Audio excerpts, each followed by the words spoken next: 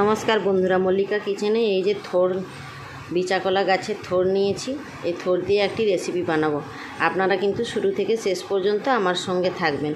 এইভাবে ছোট ছোট করে কাটতে হবে। এইভাবে ছোট ছোট করে কেটে নিয়েছি, সবগুলো কেটে নিয়েছি, তারপরে ফের আসছি। এটা কিন্তু ছোট ছোট করে কেটে নেওয়ার পর পরিষ্কার করে ধুয়ে এসে লবণ আর হলুদ মেখে রেখে দিলাম। এদিকে কড়াতে 1 চামচ তেল দিয়ে দিয়েছি ফোড়ন দেওয়ার জন্য। সাদা জিরে 1 চিমটে, একটা শুকনো লঙ্কা আর একটু কালো জিরে ফোড়নে দিয়ে দিলাম। তেলের উপরে যে ফোড়ন দিয়েছিলাম ওটা কিন্তু একদম পেকে গেছে। এবার কেটে রাখা পেঁপেটা তুলে দিচ্ছি।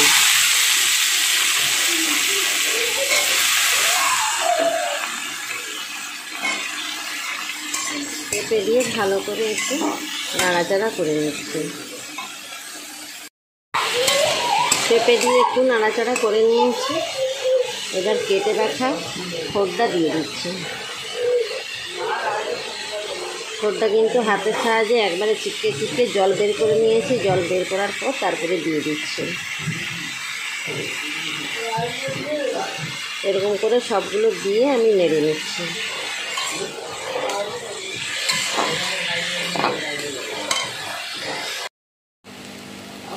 এবারে পরিমাণ মতো লবণ আর হলুদ গুঁড়োটা দিয়ে দিচ্ছি। আমি দিয়ে ভালো করে নেড়ে নিচ্ছি।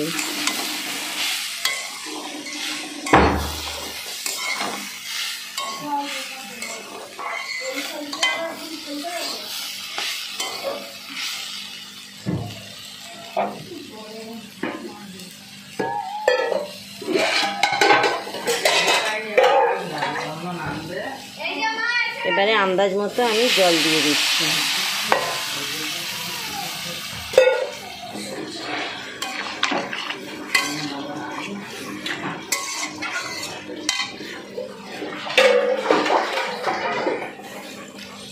বেশি জল দিচ্ছি না। এবার আমি একটা ঢাকনা চাপা দিয়ে দিচ্ছি। আস্তে আস্তে করে এটা সেদ্ধ হবে।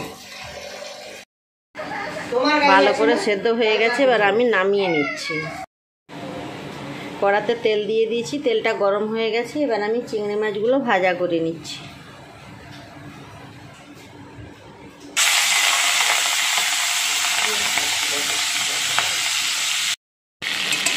চিংড়ি মাছগুলো ভাজা হয়ে গেছে, আমি এবার নামিয়ে নিচ্ছি। ওই মাছ ভাজার তেলে টুকরো টুকরো কয়েকটা তেজপাতা দিয়ে দিলাম।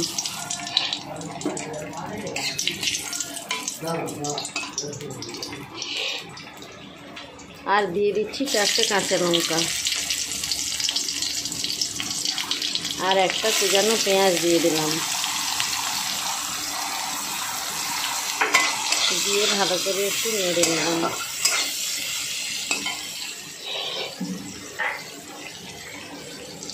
রসুন থেতো করে রেখেছিলাম, দিয়ে দিলাম। 1 চামচ হবে। দিয়ে একটু ভালো করে নেড়ে নিচ্ছি।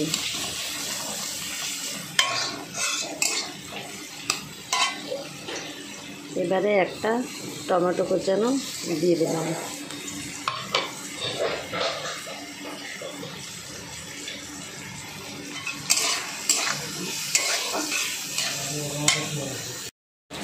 মশলাটা কিন্তু ভালো করে কষানো হয়ে গেছে। এবার জিরা গুঁড়ো আর ধনে গুঁড়ো মিলে 1 চামচ দিলাম। ধনে গুঁড়ো 1/2 চামচ আর জিরা গুঁড়ো 1/2 চামচ দিয়ে একটু নেড়ে নিচ্ছি।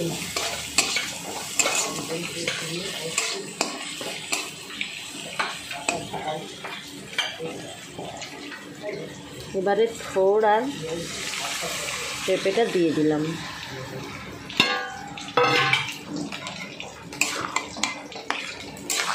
দিয়ে একটু নাড়াচাড়া করে নিলাম। আর দিয়ে দিচ্ছি চিংড়ি মাছ একটু।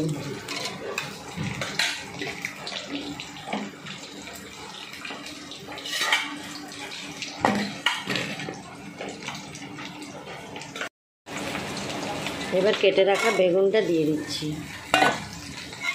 একটাই বেগুন কেটেছি। এবার ভালো করে নাড়াচাড়া করে আমি একটা ঢাকনা চাপা দিয়ে দিচ্ছি।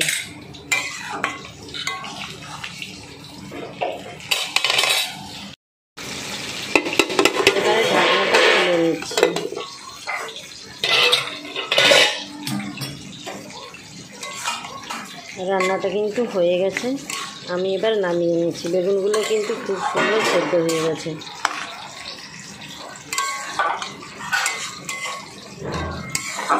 আপনারা কিন্তু এভাবে একবার হলেও বাড়িতে বানাবেন, বানিয়ে খাবেন এবং বাড়ির সবাইকে খাওয়াবেন।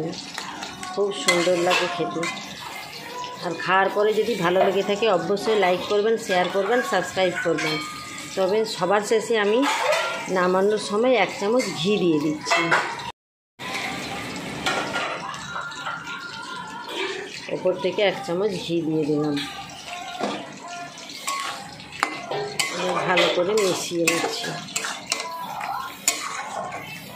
মেশানো হয়ে গেছে, এবার আমি নামিয়ে নিচ্ছি। নামিয়ে নিয়েছি, এবার আমি পরিবেশন করব। আপনারা যদি ভিডিওটা ভালো লেগে থাকে তাহলে অবশ্যই লাইক করবেন, শেয়ার করবেন, সাবস্ক্রাইব করবেন আর পাশে থাকা বেল আইকনটি প্রেস করবেন। আমি এবার পরিবেশন করছি। আজকের মতো তাহলে টাটা।